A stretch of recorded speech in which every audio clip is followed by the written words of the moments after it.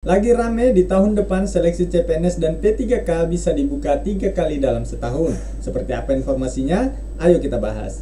Nah, di sini setelah saya mencari tahu informasi, ternyata dari CNBC Indonesia menjelaskan ada 10 poin penting yang harus teman-teman cermati untuk seleksi penerimaan CPNS dan CASN di tahun 2023. Yang pertama, seleksi CPNS dan P3K akan dibuka lebih sering, hingga 3 atau 4 kali dalam setahun. Ini memberikan kesempatan lebih besar bagi masyarakat yang ingin menjadi abdi negara. Yang kedua, fleksibilitas dalam penyelenggaraan seleksi CASN ini diungkapkan oleh Deputi Bidang Sistem Informasi Kepegawaian BKN Bapak Suharmen dalam webinar Diseminasi Transparansi Seleksi CASN 2023 pada 8 Desember 2023. Jadi ini bukan sekedar isu atau informasi yang tidak jelas, tetapi adalah informasi yang valid dan bukan hoax, ya, karena disampaikan langsung oleh Bapak Suharmen.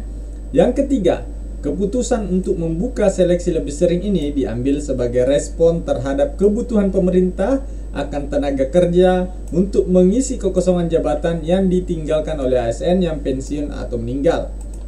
Yang keempat, perubahan ini dimungkinkan oleh pengesahan Undang-Undang ASN yang baru oleh DPR, memberikan kewenangan untuk membuka seleksi lebih sering dibanding aturan sebelumnya.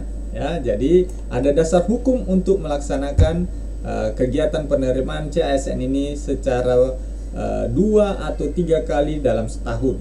Ya.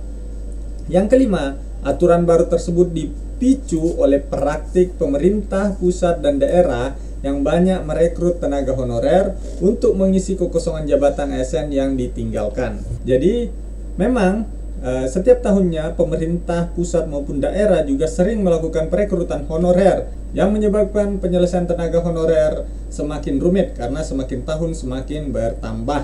Nah, alasan pemerintah daerah merekrut honorer karena ada jabatan kosong, sedangkan proses rekrutmen CASN itu masih belum dibuka. Maka dengan adanya regulasi ini nanti memungkinkan setiap daerah bisa melakukan perekrutan CASN kapanpun dia inginkan, ya, tidak mesti harus secara bersamaan jika memang kebutuhan tenaga tersebut mendesak.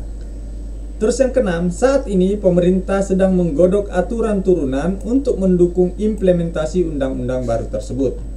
Yang ketujuh, Suharmen menyoroti pentingnya persiapan lintas lembaga dan kementerian seperti Kementerian Pendidikan dan Kebudayaan yang perlu menyiapkan soal-soal ujian karena soal CASN hanya dapat digunakan sekali. Karena ini adalah konsekuensi, ya teman-teman.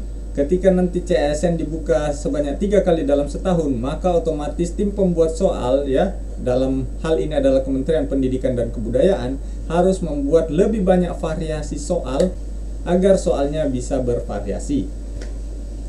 Yang kedelapan, meskipun proses seleksi CASN menjadi lebih fleksibel, Bapak Suharmen menegaskan bahwa persiapan yang matang tetap diperlukan dan berbagai pihak termasuk Kementerian Pendayagunaan Aparatur Negara dan Reformasi Birokrasi harus terlibat.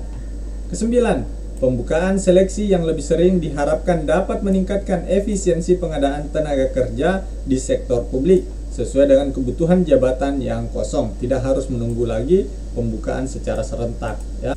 10, kebijakan ini mengarah pada perekrutan yang dapat dilakukan setiap saat dan pemerintah berkomitmen untuk memastikan bahwa persiapan yang matang dilakukan oleh semua pihak yang terlibat guna mendukung kelancaran pelaksanaan seleksi. Ya, jadi itu 10 poin penting yang dibahas oleh CNBC Indonesia, ya, terkait dengan rencana pemerintah dalam membuka rekrutmen CASN bisa berkali-kali di tahun depan. Bagaimana menurut kamu? Silakan tulis komentarmu di kolom komentar di bawah.